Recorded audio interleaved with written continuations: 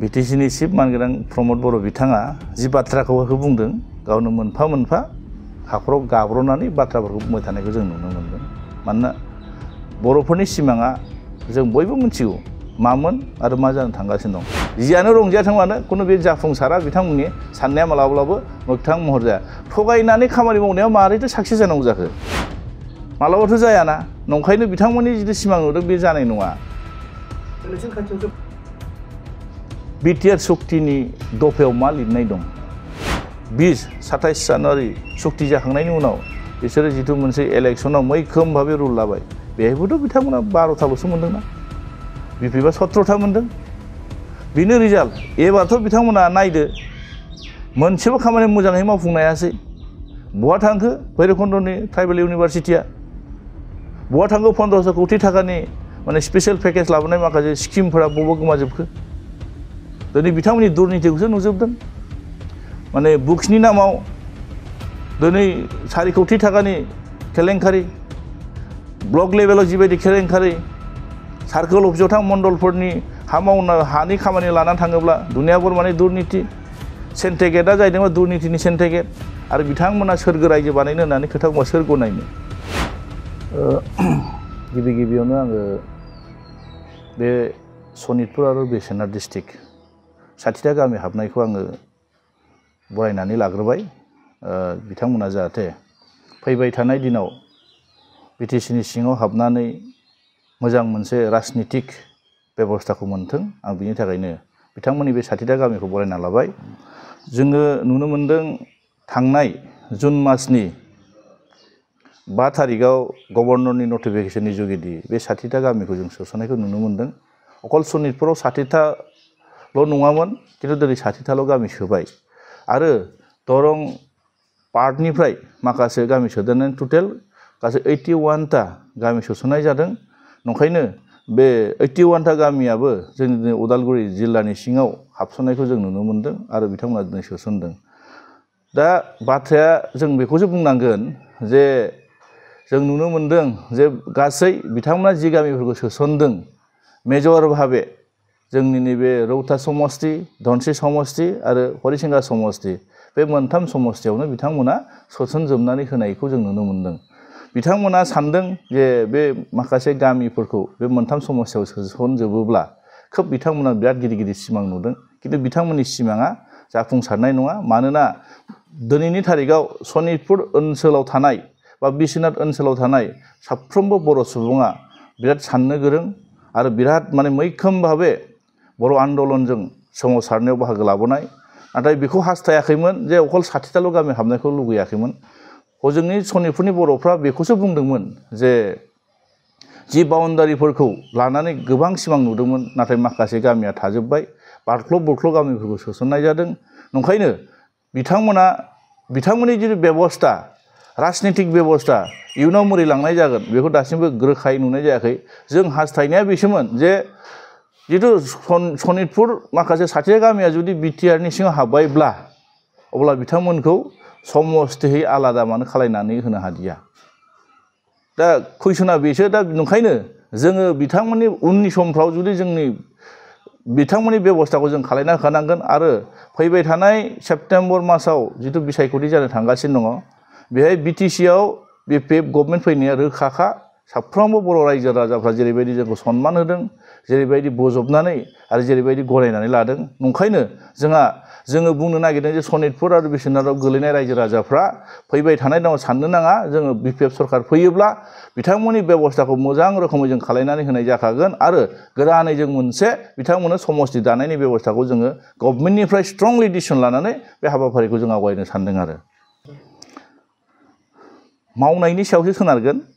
दा बेहाय एफेक्ट जानाय एफेक्ट जायैनि बाथ्रा फैया। मानोना जों जादों रायजोनि थाखाय मावनो होननानै ओंखारबोनाय। नंखायनो जोंहा रायजोनि सायाव बिसास दं। दिनै सनितपुर ओनसोल, बिश्वनाथ ओनसोलनि गहपुर सार्कोलनि सिङाव गासै 28टा गामि आरो दरंनिफ्राय दरसे गामि सोनानै गासै 29टा गामि धनस्रि समस्तियाव सोनाय होदों। दा नंखायनो आंहा मोनसे बिसास दङ, जों रायजोनि खाथियाव थांगोन, खोथा बुंगोन आरो बिथांमोना जेरैबायदि सानदों मालाबाबो जाफुंनाय नङा। मानोना गहपुरनि रायजो राजाफ्रा जथेस्थ' राजनितिक दिगाव बिराद सांग्रां। बिथांमोना सोरनो होयोब्ला लाबालाब जागोन सोरनो होयोब्ला मोजां खामानि मावनाय मोनसे परिबेक मोनगोन बिथांमोना जथेस्थ राजनितियाव कनसियास आरो बिथांमोना साननाय बायदि मालाब्लाबो जाया बिथांमोना जिबायदि खोथा बुंदों बेबायदि जाया नंखायनो फैबाय थानाय दिनाव बिनि फिननायखौ रायजो राजाफ्रानो होगोन आरो रायजो राजाफ्रा बिनि बिसारखौ खालायगोन आरो नंखायनो कुनु जोंहा दनसे समस्थियाव जों बिपिएफ हिसाबै कुनु एफेक्ट जाया 100% जेरै दं एरैनो जागोन आरो जोंनि बर्डनि पारसेन्टआ बारायगोन आरो बिथांमोना जियानो बुङाथों मानो जियानो रंजायाथों मानो कुनु बे जाफुंसारा बिथांमोननि साननाया मालाब्लाबो मोगथां महर जाया थगायनानै खामानि मावनायाव मारैथो साक्सेस जानांगौ जाखो मालाबाथ' जायाना नंखायनो बिथांमोननि जिथु सिमां नुदों बे जानाय नङा इलेक्सन खाथियावसो बिटिआर सुक्तिनि दफायाव मा लिरनाय दं बिटिआर सुक्तिनि दफायाव गासै 60टा समस्ति बानायनायनिसो खोथामोन गामि सोसननायनिथ' बाथ्रा नङामोन सनितपुरनि रायजो राजाफ्रा बेखौ साननो हायैथ' नङा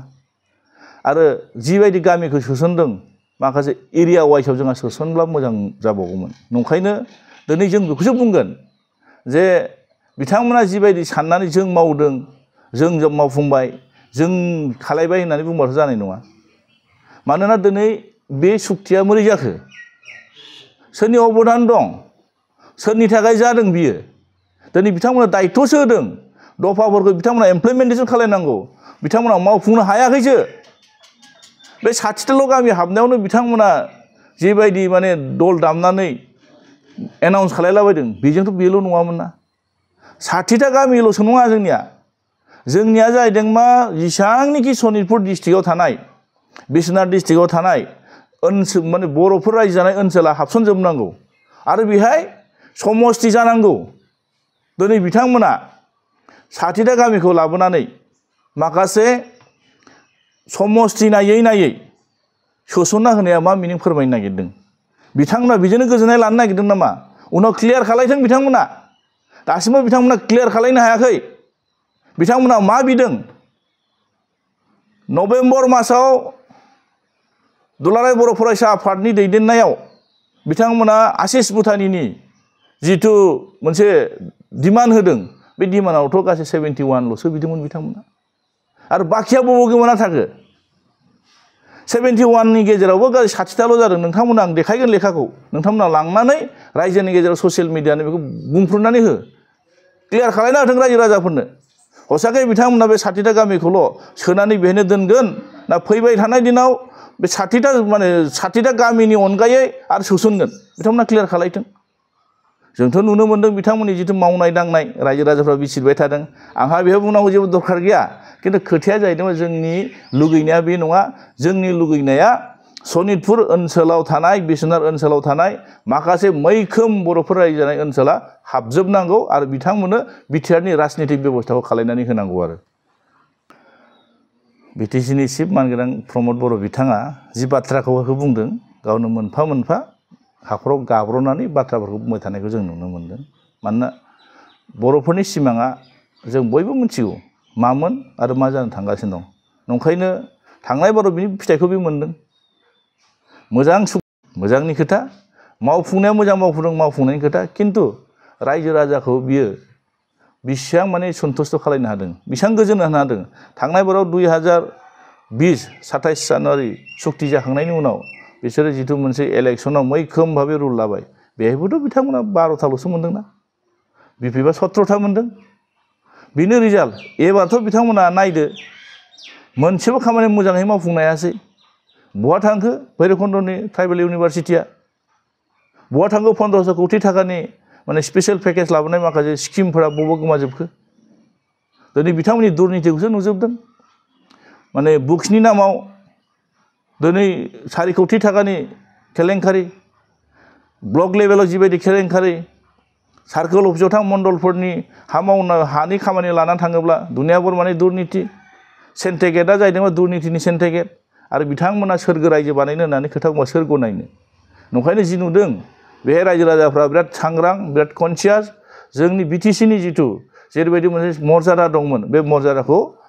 प्रमद बर'नि दैदेननाय सरकारा मोनसे गाहाय लेभेलाव खोलैनानै दोनबाय दा बेखौ जों साफ्रोमबो बिटिसिनि सुबुंफ्रा गोख्रोंबा बेखौ थांखि लानानै फैबाय थानाय दिनाव बिपिएफ सरकारखौ लाबोगोन होननानै दिनै जानजि खाफ्रानानै दं आरो दा फैखागोन बिपिएफआ आरो थानायबो साख्रि होनायाथ' बाद दोन बिथांमोना मा साख्रि होनोनो अलरेडि प्रमद बर' बिथांनि जि बुंखाबाय स्पष्ट जब माने गभर्नमेन्ट साख्रिखौ बुङाखै होनना बुंखाबाय आरो बिथांमोना सारेन्डार जाखाबाय दिनै बिटिसिनि सिङाव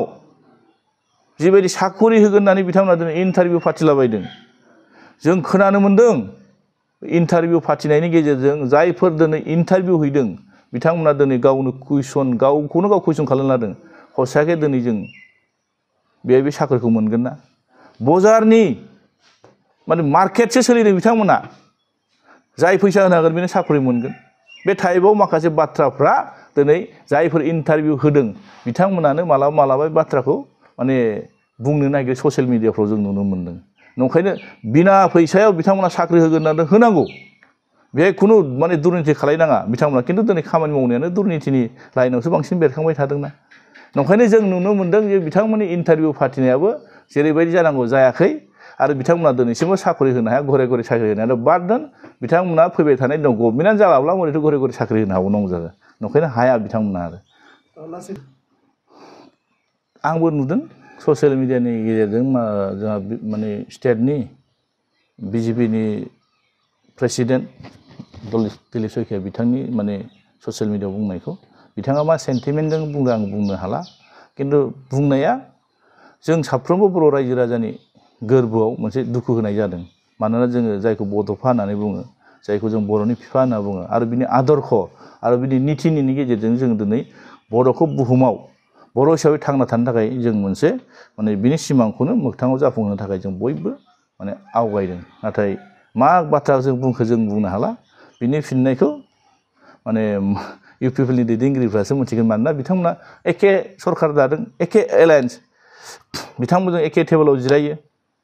स्टेटआव एखे सेन्ट्रेलाव एखे बिथांमोना सरकार खुंबाय थादों बिटिसिआव एखे लेगे सरकार खुंबाय थादों दा नंखायनो माने बिथांमोनासो स्पष्ट बुंनो हागोन बेखौ बर' रायजो राजाफ्रा मोजां बिजिरगोन मानो बिदि जानो मोनखो मानो बुंनो मोनखो बे बाथ्रायाथ' माने बेहाय बेरखांथावना नङामोन ओंखायनो दिनै बिथांमोननि दुरबलथाखौ निस्सय नुदों ओंखायनो बे लाइनाव बिथांमोना बुंदों आरो स्पष्ट बुंखाबाय बिजेपिआ इउ पि पि एलआ जुदि मोजां खामानि मावनो हादोंब्ला इउ पि पि एलआ जुदि थिग थाक मावदोंब्ला दिनै 5 बोसोरावनो मानो बिथांमोना एलायन्सनिफ्राय बोखारजानो नागिरखो बिथांमोना मोजां मावाखै जायनि बेलायाव बिथांमोना दिनै गिदों